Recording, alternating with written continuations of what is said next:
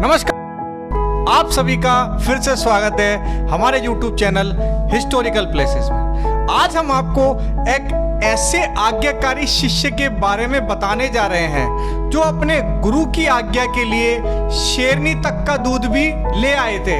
जी हाँ दोस्तों, आपने सही समझा। आज हम आपको छत्रपति शिवाजी महाराज के बारे में आज हम आपको बताने जा रहे हैं। तो जिन भी भाइयों ने हमारा चैनल लाइक सब्सक्राइब नहीं किया है वो जल्द से जल्द कर लें, क्योंकि आज हम आपको जिस शिवाजी महाराज के बारे में बताने जा रहे हैं वो मराठा के अंदर अपने आप में भी एक ऊंचा स्थान रखते हैं। शिवाजी भोसले उर्फ छत्रपति शिवाजी महाराज एक भारतीय शासक और मराठा साम्राज्य के संस्थापक थे। शिवाजी ने आदिलशाही सल्तनत की अधीनता स्वीकार न करते हुए उनसे कई लड़ाइयां लड़ी थी। शिवाजी को हिंदुओं का नायक भी माना जाता है। शिवाजी महाराज एक बहादुर, बुद्धिमान और निडर शासक थे। धार्मिक कार्य में उनकी काफी रुचि थी। रामायण और महाभारत का अभ्यास वह बड़े ध्यान से करते थे। वर्ष 1674 में शिवाजी महाराज का राज्याभिषेक हुआ और उन्हें छत्रपति का खिताब मिला। आइए उनके जीवन के बारे में थोड़ा विस्तार से हम आपको बताते हैं। शिवाजी महाराज का प्रारंभिक जीवन। शिवाजी महाराज का जन्म 19 फरवरी 1630 में शिवनेरी दुर्ग में हुआ था। इनके पिताजी का नाम शाहजी भोसले और माता का नाम जीजाबाई थी। शिवनेरी दुर्ग पुणे के पास में है। उनकी माता ने उनका नाम भगवान शिवाय के नाम पर शिवाजी रखा था और उनकी माता भगवान शिवाय से स्वस्थ संतान के लिए प्रार्थना किया करती थी। शिवाजी के पिताजी शाहजी भोसले एक मराठा सेनापति थे जो कि डेक्कन सल्तनत के लिए कार्य किया करते थे। शिवाजी के जन्म के समय डेक्कन की सत्ता 3 इस्लामिक सल्तनों बीजापुर, अहमदनगर, गोलकोंडा में थी। शिवाजी अपनी माँ जीजाबाई के प्रति बेहद समर्पित थे। उनकी माँ बहुत ही धार्मिक थी। उनकी माता शिवाजी को बचपन से ही युद्ध की नीतियाँ, कहानियाँ और उस युग की घटनाओं के बारे में बताती रहती थी। खासकर उनकी माँ उन्हें रामायण और महाभारत की प्रमुख कहानियाँ सुनाती थी, जिसे सुनकर शिवाजी के ऊपर बहुत ही गहरा असर पड़ा। इन 2 ग्रंथों की वजह से वो जीवन पर्यंत हिंदू महत्व का बचाव करते रहे। इसी दौरान शाहजी ने दूसरा विवाह किया और उनकी दूसरी पत्नी तुकाबाई के साथ कर्नाटक में आदिल शाह की तरफ से सैन्य अभियानों के लिए चले गए। उन्होंने शिवाजी और जीजाबाई को दादोजी कोंडदेव के पास छोड़ दिया। दादोजी ने शिवाजी को बुनियादी लड़ाई तकनीकों के बारे में जैसे घुड़सवारी, तलवारबाजी और निशानेबाजी सुनाई। छत्रपति शिवाजी की गुरु सेवा। छत्रपति शिवाजी समर्थ गुरु रामदास स्वामी के एक निष्ठ भक्त थे। वह उन्हें अपने सभी शिष्यों से अधिक प्रेम किया करते थे। शिष्यों को भावना हुई कि वे शिवाजी के राजा होने के कारण समर्थ उनसे अधिक प्रेम करते हैं। समर्थ ने तत्काल उनका संदेह दूर करने का एक उपाय सोचा। समर्थ शिष्यों के साथ जंगल में चले गए और सभी रास्ता भूल गए और समर्थ ने एक गुफा में जाकर उधर शूल का बहाना करके लेट गए। उधर शूल मतलब पेट में दर्द का बहाना करके। इधर शिवाजी समर्थ के दर्शन के लिए निकले। उन्हें पता चला कि वे इस समय जंगल में कहीं हैं और खोजते एक गुफा के पास आए और गुफा में पीड़ा से विलंब शब्द सुनाई दिए। भीतर जाकर जब उन्होंने देखा तो साक्षात गुरुदेव ही विकलता से करवटें बदल रहे थे। शिवाजी ने हाथ जोड़कर वेदना का कारण पूछा। तब समर्थ ने कहा, शिवा, भीषण उधर से विकल हूं। तो शिवाजी ने कहा, महाराज इसकी दवा बताइए। शिवा, इसकी कोई दवा नहीं है, यह रोग असाध्य है और हाँ, एक ही दवा इसके अंदर काम कर सकती है, लेकिन जाने दो। तब शिवाजी ने कहा, नहीं गुरुदेव, आप निसंकोच बताएं। शिवा गुरु को स्वस्थ किए बिना कभी चैन नहीं ले सकता। तो समर्थ ने बताया कि सिंगनी का दूध और वह भी ताजा निकला हुआ, पर शिवा यह सर्वत्र दुष्प्राय है। और पास में शिवाजी ने पास में पड़ा गुरुदेव का तुम्बा उठाया और समर्थ को प्रणाम करके शिवाजी तत्काल सिंगनी की खोज में निकल चले। कुछ दूर जाने पर एक जगह 2 सिंह शावक दिख पड़े। शिवाजी ने सोचा निश्चय ही यहाँ इनकी माता आएगी। और संयोग से वह आ भी गई और अपने बच्चों के पास अनजाने मनुष्य को देखकर वह शिवाजी पर टूट पड़ी और उनके जबड़े में उनकी गर्दन पकड़ ली। शिवाजी कितने ही शूरवीर हो, पर यहाँ उन्हें सिंगनी का दूध जो निकालना था, वे हाथ जोड़कर सिंगनी से विनय करने लगे।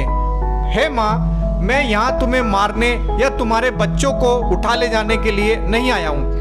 गुरुदेव को स्वस्थ करने के लिए तुम्हारा दूध चाहिए, उसे निकाल लेने दो।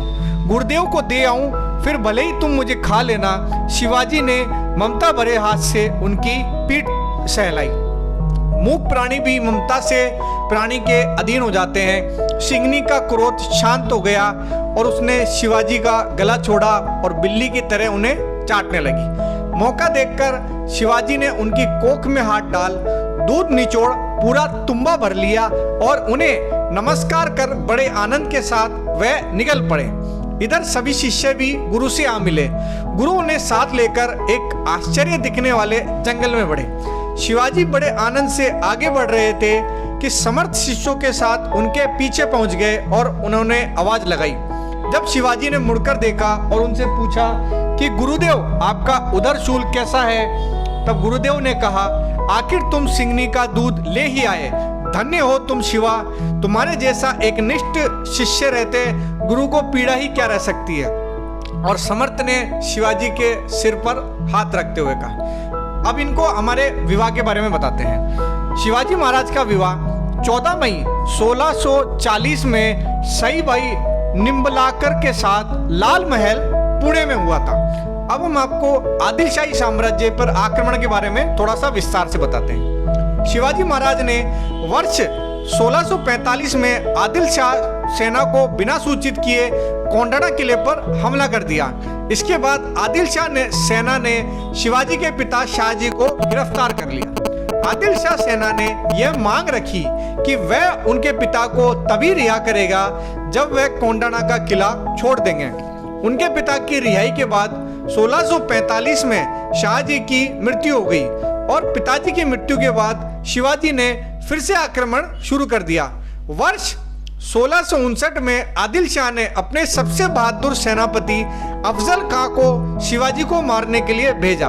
शिवाजी और अफजल खान 10 नवंबर 1659 को प्रतापगढ़ के किले के पास एक झोपड़ी में मिले।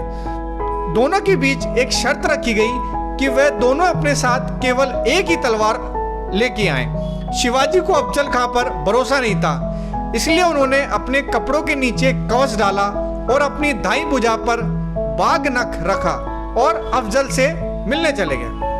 अफजल खान ने शिवाजी के ऊपर वार किया, लेकिन अपने कवच की वजह से वे बच गए और फिर शिवाजी ने अपने बाघ नख से अफजल खान पर हमला कर दिया और यह हमला इतना खतरनाक था कि अफजल खान बुरी तरह से घायल हो गए और उनकी मृत्यु हो गई। इसके बाद शिवाजी के सैनिकों ने बीजापुर पर आक्रमण कर दिया। शिवाजी ने 10 नवंबर 1659 को प्रतापगढ़ के युद्ध में बीजापुर की सेना को हरा दिया।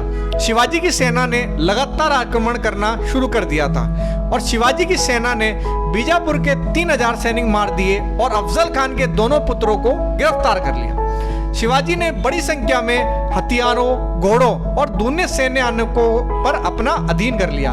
इससे शिवाजी की सेना और ज्यादा मजबूत हो गई और मुगल बादशाह औरंगजेब ने इसे मुगल साम्राज्य का सबसे बड़ा खतरा माना।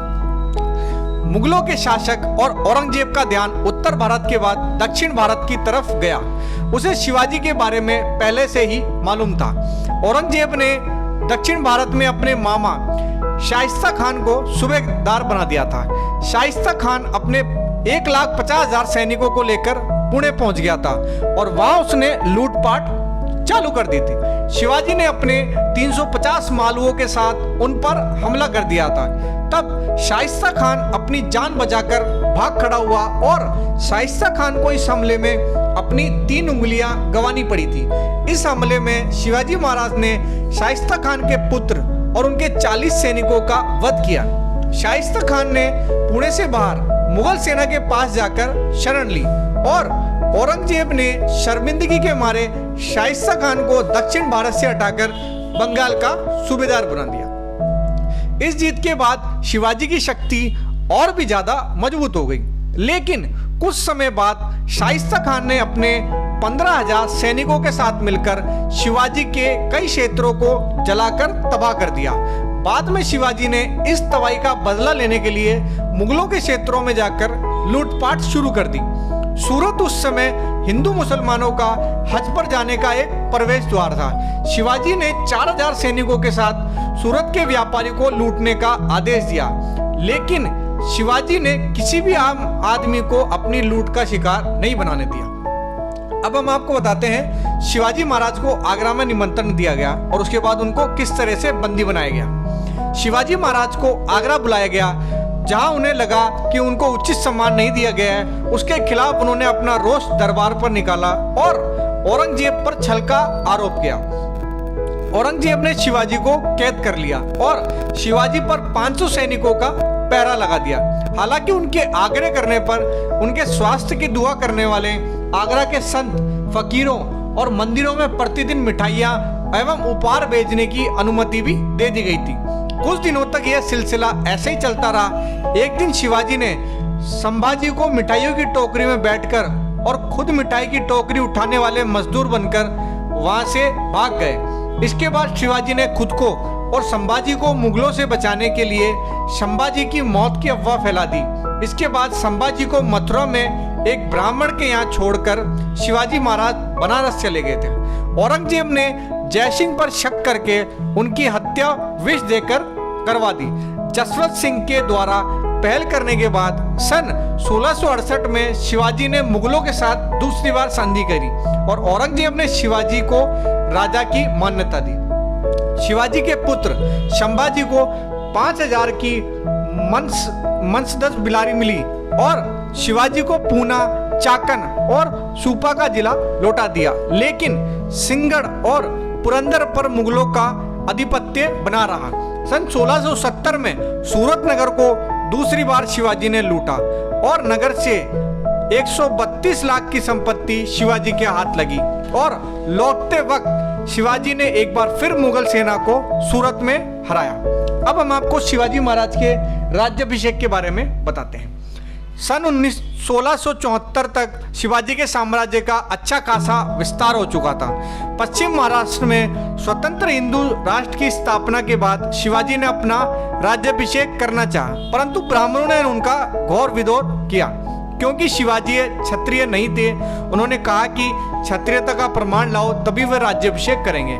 बालाजी राव ने शिवाजी का संबंध मेवाड़ के सिसोदिया वंश से संबंध करके प्रमाण भेजे, जिससे संतुष्ट होकर वह रायगढ़ आया और उन्होंने राज्याभिषेक किया।